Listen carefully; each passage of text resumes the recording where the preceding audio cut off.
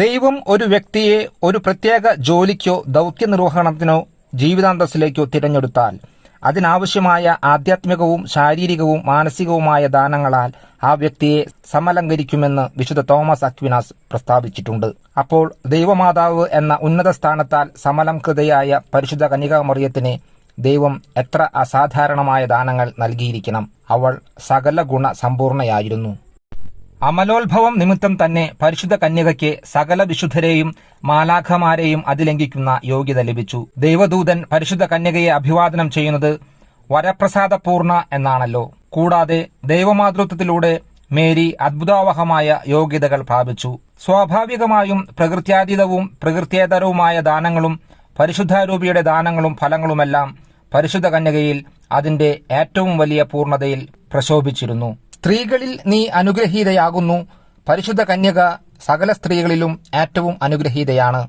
ഈ ലോകത്തിൽ ജനിച്ചിട്ടുള്ള മറ്റു വ്യക്തികൾക്ക് സ്വമാതാവിനെ തിരഞ്ഞെടുക്കുവാനുള്ള സ്വാതന്ത്ര്യമില്ല. എന്നാൽ യേശു മിശിഹായ്ക്ക് മാത്രമേ സ്വമാതാവിനെ തിരഞ്ഞെടുക്കുവാൻ സാധിക്കൂ. മിശിഹാനാഥൻ മറിയത്തെ തിരഞ്ഞെടുത്തപ്പോൾ അവൾ സകല സ്ത്രീകളിലും അനുഗ്രഹീതയായി തീർന്നു. ദൈവത്തിന് ഈ ലോകം പോലെ അനേകം ലോകങ്ങളെ സൃഷ്ടിക്കുവാൻ സാധിക്കും. എന്നാൽ പരിശുദ്ധ കന്യകയേക്കാൾ പരിപൂർണയായ ഒരു മാതാവിനെ സൃഷ്ടിക്കുവാൻ സാധിക്കയില്ല എന്ന് വിശുദ്ധ ബൊനവന്തുര പ്രസ്താവിക്കുന്നു. സകല ഗുണങ്ങളും സമ്മേളിപ്പിച്ചിട്ട് ദൈവം കൊടുത്ത പേരാണ് മേരി. ക്രിസ്തീയ സുഹൃതങ്ങളുടെ അനുഷ്ഠാനത്തിലൂടെ നമുക്ക് അനുഗ്രഹീതരാകുവാൻ സാധിക്കും. നമ്മുടെ സന്താനങ്ങളെ ബാല്യകാലത്തിൽ തന്നെ നല്ലവരായി വളർത്തുവാൻ ശ്രദ്ധ പതിപ്പിക്കണം. ഒരു സംഭവം പറയാം. ഒരിക്കൽ വിശുദ്ധ അൽഫോൻസ് ലിഗോരിയുടെ അടുക്കൽ ഒരു മൃതശരീരം കൊണ്ടുവന്നു. മരിച്ച ആളുടെ ബന്ധുക്കൾ അൽഫോൻസ് ലിഗോരിയോട് ആ മരിച്ച മനുഷ്യനെ ജീവിപ്പിക്കണമെന്ന് ആവശ്യപ്പെട്ടു. വിശുദ്ധ അൽഫോൻസ് ലിഗോരി പരിശുദ്ധ കന്യകയോടുള്ള അദ്ദേഹത്തിന്റെ സുദൃഢമായ വിശ്വാസം പ്രഖ്യാപിച്ചുകൊണ്ട് ദൈവത്തോട് പ്രാർത്ഥിച്ചു. അനേകം ആളുകൾ നോക്കി നിൽക്കെ അത്ഭുതം നടന്നു. മെല്ലെ കണ്ണു തുറന്ന് ശ്വാസോച്ഛ്വാസം വീണ്ടും തുടർന്നു. കാഴ്ച കണ്ടവരെല്ലാം പകച്ചു നിന്നുപോയി. അയാളെ വിശുദ്ധ ലഗോരി ബന്ധുജനങ്ങൾക്ക് ഏൽപ്പിച്ചു കൊടുത്തു. ഈ സംഭവം വിശുദ്ധ ലഗോരി തന്നെ ജീവിതകഥയായി വിവരിച്ചിട്ടുണ്ട്.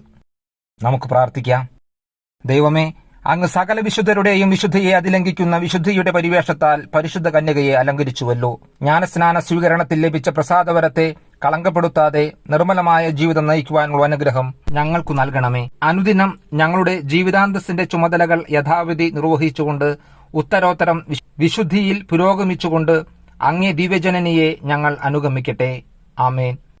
ജന്മപാപമില്ലാതെ ഉത്ഭവിച്ച പരിശുദ്ധ മറിയമേ, പാപികളുടെ സങ്കേതമേ, ഇതാ നിന്റെ സങ്കേതത്തിൽ ഞങ്ങൾ തേടി വന്നിരിക്കുന്നു. ഞങ്ങളുടെ മേൽ അലിവായിരുന്നു ഞങ്ങൾക്കു വേണ്ടി അങ്ങേ തിരുക്കുമാരനോട് പ്രാർത്ഥിച്ചു കൊള്ളണമേ.